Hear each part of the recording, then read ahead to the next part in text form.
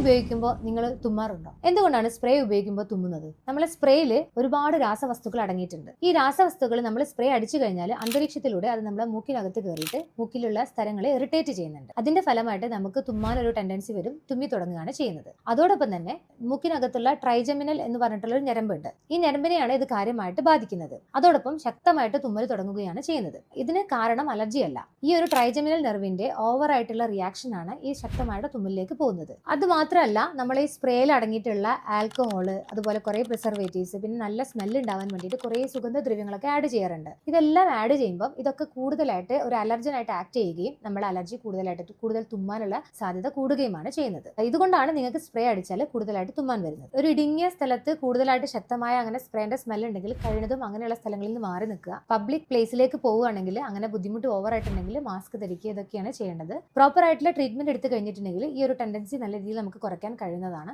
ഈ ഒരു ബുദ്ധിമുട്ട് ശക്തമായി പെർഫ്യൂം അടിക്കുമ്പോൾ നിങ്ങൾക്ക് തുമ്മാറുണ്ടോ? അങ്ങനെയാണെങ്കിൽ നിങ്ങൾ താഴെ കമന്റ് ചെയ്യൂ.